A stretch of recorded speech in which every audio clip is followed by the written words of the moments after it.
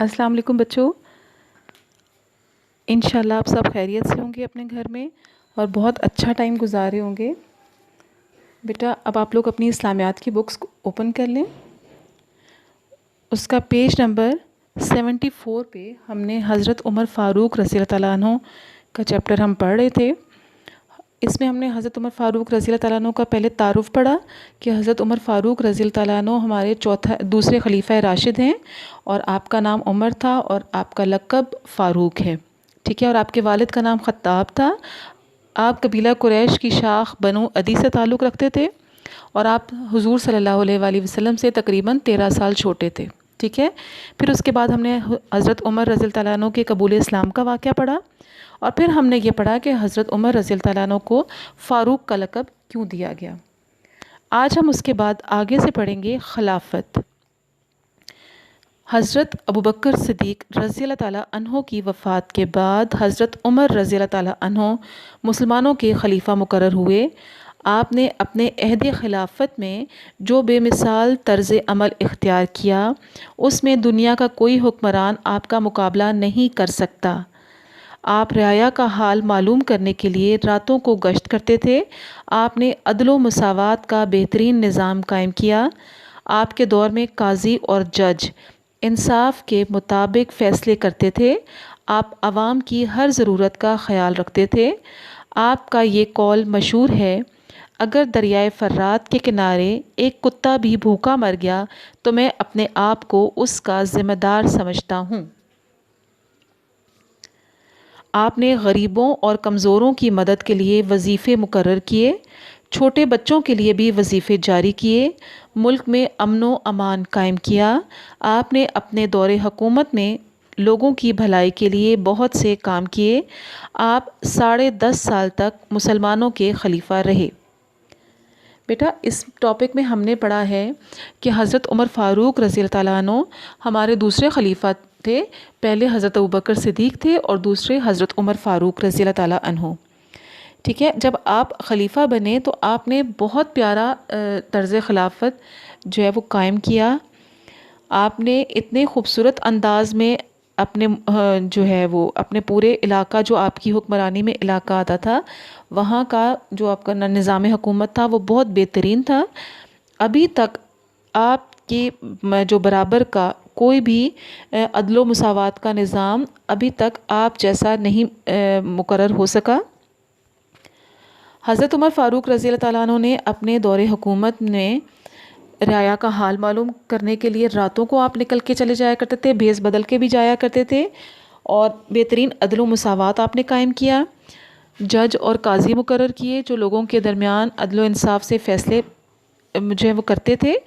آپ عوام کی ہر ضرورت کا خیال رکھنے کی کوشش کرتے تھے، اور آپ کا یہ قول بہت مشہور ہے اور بہت اہم قول ہے آپ کا کہ اگر دریائے فرات کے کنارے، فرات کا دریا جو ہے وہ آپ سب کو پتہ ہے ایک دریا کا نام ہے، اگر دریائے فرات کے کنارے ایک کتا بھی بھوکا مر گیا تو میں اپنے آپ کو اس کا ذمہ دار سمجھتا ہوں۔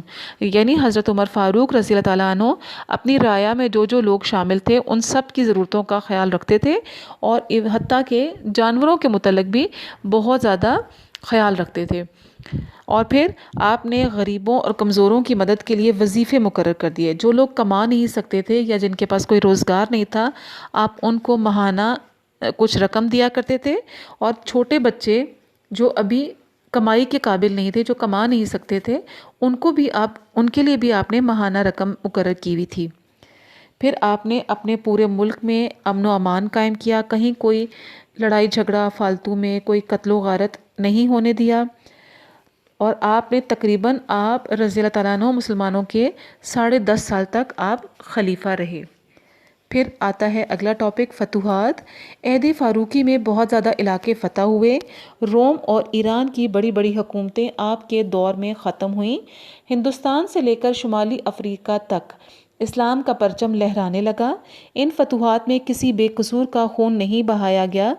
مسلمانوں نے جس ملک میں قدم رکھا، اپنے عدل و انصاف اور حسن اخلاق سے اس کے باشندوں کو اپنا گرویدہ بنا لیا۔ حضرت عمر رضی اللہ تعالیٰ عنہ کے دور میں اسلامی مملکت 22.5 لاکھ مربع میل رقبے پر پھیلی ہوئی تھی۔ اچھا، اب یہاں پر ہم نے حضرت عمر فاروق رضی اللہ تعالیٰ عنہ کے دور میں جو فتوحات ہوئیں اور جو آپ کا علاقہ جو تھا اس میں وسعت ہوئی، اس کے بارے میں ہم نے پڑھا ہے کہ آپ نے بہت زیادہ جنگیں بھی ہوئیں، اور آپ نے روم اور ایران جو ہے وہ اس ٹائم کی بہت بڑی اور طاقتور حکومتیں تھیں، آپ رضی اللہ تعالیٰ عنہ کے دور حکومت میں آپ نے ان سے بھی جنگ کی اور ان حکومتوں کو آپ نے ختم کر دیا، ان کے ظلم اور جبر کو آپ نے ختم کیا، اور ہندوستان سے لے کر شمالی افریقہ تک کا علاقہ جو ہے وہ مسلمانوں کے تصرف میں آ گیا۔ اور لیکن ان فتوحات کا مطلب یہ نہیں تھا کہ آپ نے بہت زیادہ لڑائی جھگڑا کیا، لوگوں کا خون بہایا، نہیں، ایسا کچھ نہیں ہوا۔ آپ نے بہت طریقے سے جنگیں لڑیں، اور پھر اس کے بعد جہاں پر بھی مسلمانوں نے اپنے قدم رکھے، جو بھی ملک مسلمانوں نے فتح کیا، وہاں پر عدل و انصاف قائم کیا، ظلم اور اس سے پہلے والی جو حکومتیں ظلم کرتی تھیں عوام پر اور تشدد کرتی تھیں، وہ سب نظام آپ نے ختم کر دیا، اور لوگوں کو امن و امان سے رہنے کے لیے ان کو سہولتیں فراہم کی۔ وہاں کے رہنے والے لوگ آپ کے گرویدہ ہو گئے، اور حضرت عمر رضی اللہ تعالیٰ عنہ کے دور حکومت میں اتنی بڑی مملکت مسلمانوں کے تصرف میں آئی کہ جس کا رقبہ تقریباً 22.5 لاکھ مربع میل تھا، لیکن اس کا آپ نے جو نظام تھا آپ نے بہت خوبصورتی سے جو ہے اس کو نبھایا۔ ٹھیک ہے، نیکسٹ ہم ٹاپک پڑھیں گے فضائل۔ حضرت عمر رضی اللہ تعالیٰ عنہ ان 10 لوگوں میں شامل ہیں جن کو نبی اکرم صلی اللہ علیہ وآلہ وسلم نے جنتی ہونے کی خوشخبری زندگی ہی میں دے دی۔ آپ رضی اللہ تعالیٰ عنہ کی بیٹی حضرت حفصہ رضی اللہ تعالیٰ عنہا نبی اکرم صلی اللہ علیہ وآلہ وسلم کی بیوی تھیں، یعنی حضرت عمر فاروق رضی اللہ تعالیٰ عنہ کو حضور صلی اللہ علیہ وآلہ وسلم نے دنیا میں ہی جنت کی خوشخبری دے دی تھی۔ آپ کو پتہ ہے نا، عشرہ مبشرہ 10 صحابہ کرام ایسے ہیں جن کو عشرہ مبشرہ کہا جاتا ہے، جن کو حضور صلی اللہ علیہ وآلہ وسلم نے زندگی میں ہی جنت کی بشارت دے دی تھی کہ یہ لوگ انشاءاللہ جنت میں جائیں گے، اور ان میں حضرت عمر فاروق رضی اللہ تعالیٰ عنہ کا نام بھی ہے۔ اور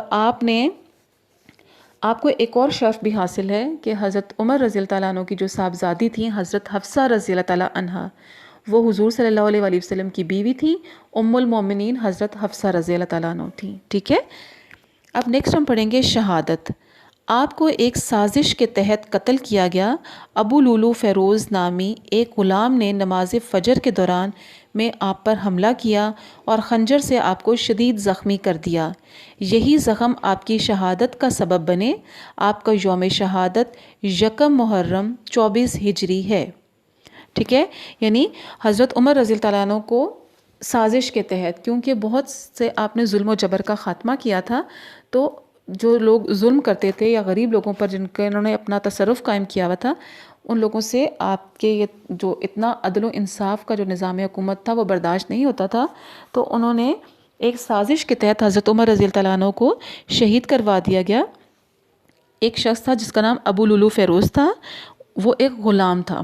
ٹھیک ہے، اس نے فجر کی نماز کے دوران آپ پر حملہ کیا خنجر سے، اور اسی خنجر سے آپ زخمی ہو گئے، اور انہی زخموں کی وجہ سے آپ رضی اللہ تعالیٰ عنہ شہادت کے رتبے پر فائز ہوئے، اور آپ کا یوم شہادت 1 محرم 24 ہجری ہے۔ ٹھیک ہے، اچھا بیٹا، یہ ہمارا چیپٹر تو ختم ہو گیا، لیکن آپ آخر میں اگر ایک دیکھیں بلاک بنا ہوا ہے، اس کے اوپر ہیڈنگ لکھی ہوئی ہے کیا آپ جانتے ہیں۔ اب اس کو ذرا ہم پڑھتے ہیں۔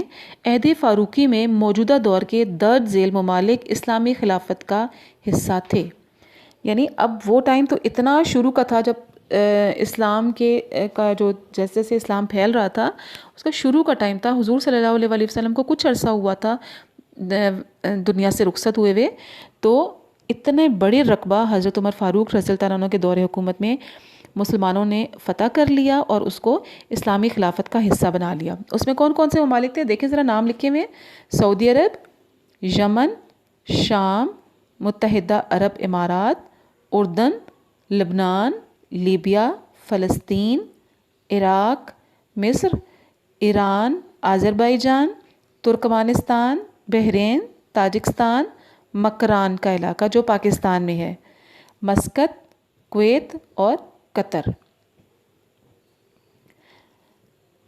بیٹا یہ 20 ممالک ایسے ہیں جو کہ اس دور میں اسلامی مملکت کا حصہ تھے، اور ان کے حکمران حضرت عمر فاروق رضی اللہ تعالیٰ عنہ تھے۔ ٹھیک ہے بیٹا، اتنے ہمارے لیے ایک ہمارے حضرت عمر فاروق رضی اللہ عنہ کے اگر ہم طرز زندگی دیکھیں، آپ خود اتنی سادہ زندگی بسر کرتے تھے، لیکن اتنے سارے ممالک آپ کے تصرف میں تھے، 19 ممالک ہیں یہ. ٹھیک ہے بیٹے، چلیں ٹھیک ہے. اب آپ کو، مجھے امید ہے آپ لوگوں کو یہ چیپٹر بہت اچھے طریقے سے سمجھ آ گیا ہوگا. آپ نے اس کی بہت اچھی طرح سے ریڈنگ کرنی ہے اور اس کے ہر ٹاپک کو آپ نے اچھی طرح سمجھ کے پڑھنا ہے. تو ہم انشاءاللہ نیکسٹ کلاس میں اس کا بک ورک اور سوال جواب کریں گے. ٹھیک ہے بیٹا، اپنا دھیان رکھیے گا اور دعاؤں میں سب کو یاد رکھیے گا. اپنے والدین کو کے لیے دعا کیا کریں، اپنے اساتذہ کے لیے دعا کیا کریں، اپنے بہن بھائیوں کے لیے اور تمام امت مسلمہ کے لیے بھی آپ لوگ دعا کیا کریں. ٹھیک ہے، اللہ حافظ بیٹا.